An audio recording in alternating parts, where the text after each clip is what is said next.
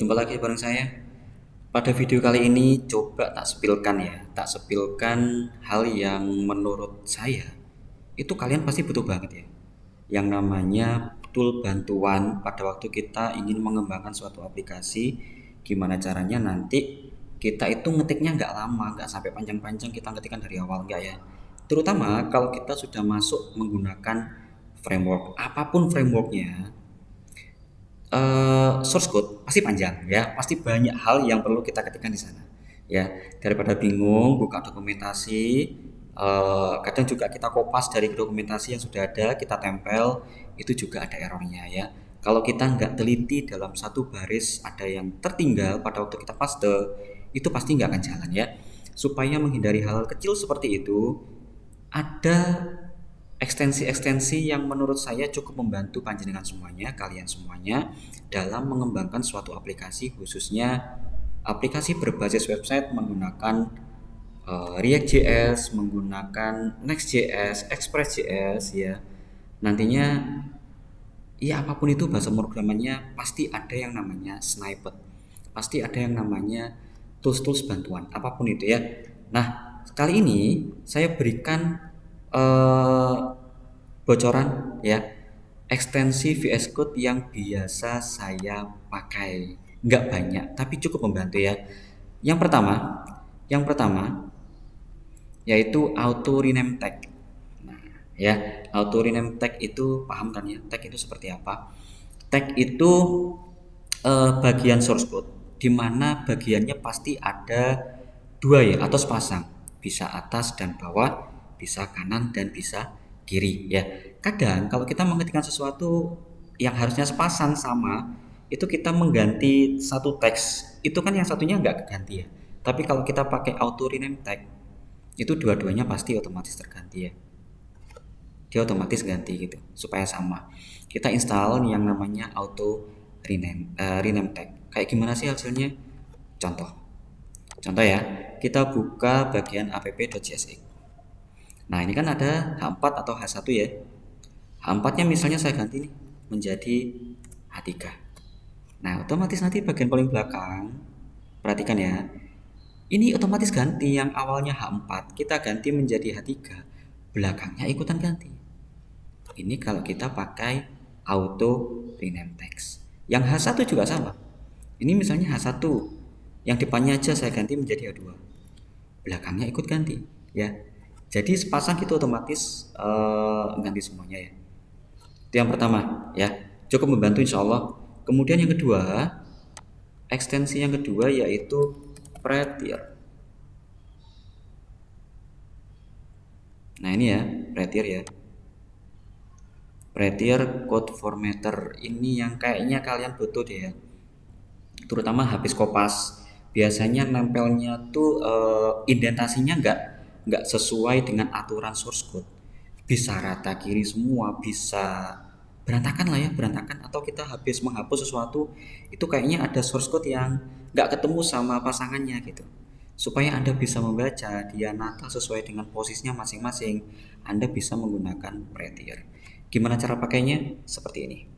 Coba saya masuk ke bagian app.jsx.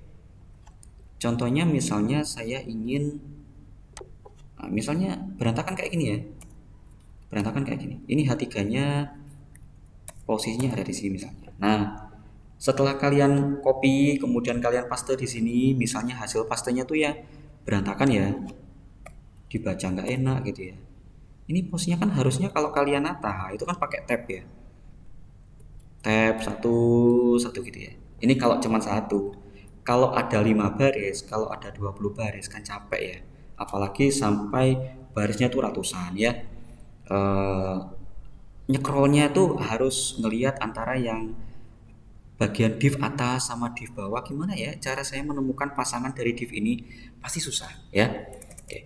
Supaya nggak susah, kalian tinggal ngeblok baris yang mau dirapikan, kemudian tekan tombol Shift Alt F.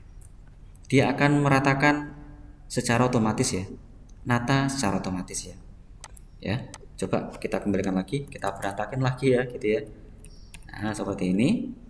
kemudian blok baris yang mau diratakan, atau blok semuanya satu function aja gitu ya. Blok satu function, kemudian tekan shift alt F barengan ya. Shift alt F. Oke.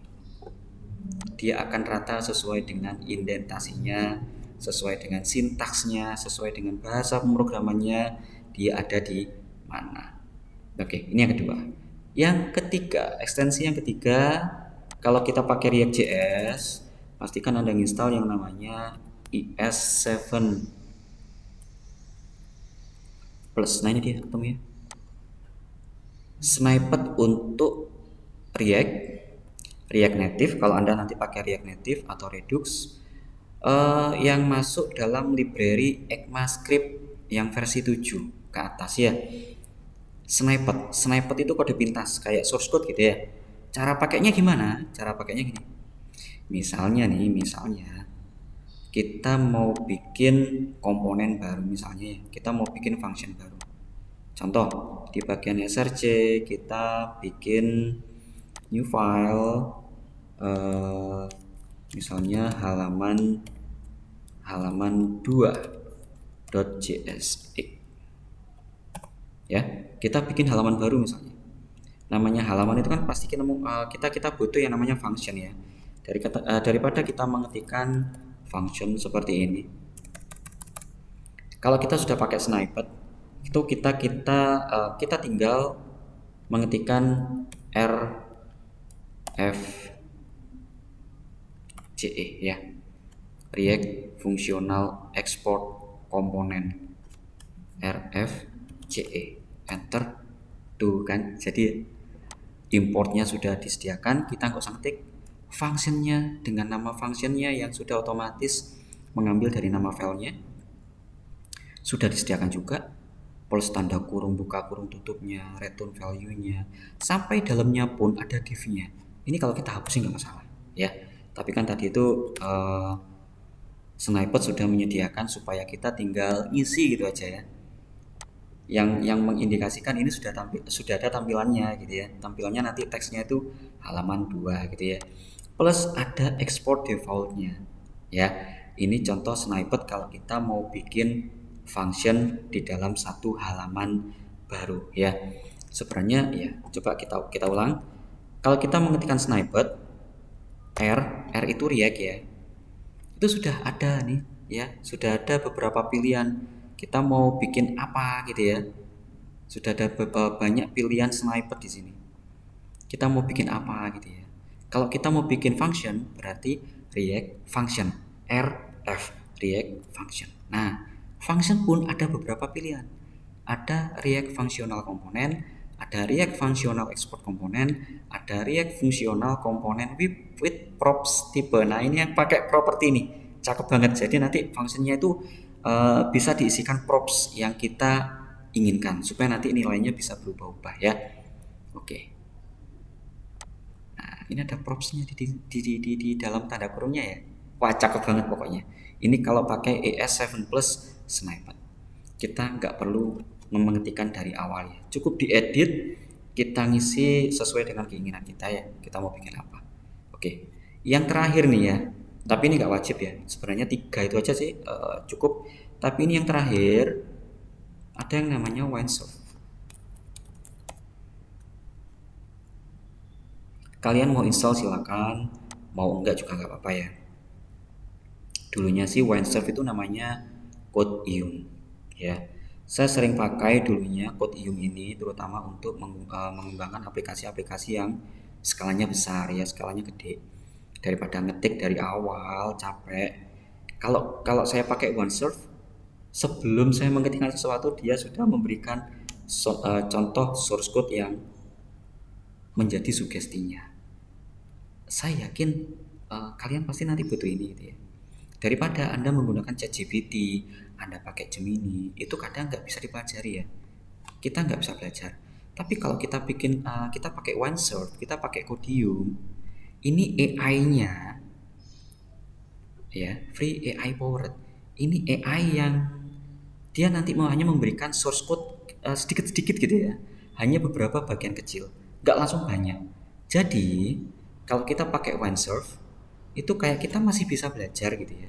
Karena logikanya atau algoritmanya kita masih bisa menentukan sendiri tanpa Windsurf yang bikinin total ya. Oke. Cara penggunaannya gimana sih? Sebenarnya kalau kita sudah install Windsurf ya, kita nggak perlu menggunakan dengan perintah yang khusus ya. Enggak. Windsurf itu kayak AI ya, kayak AI.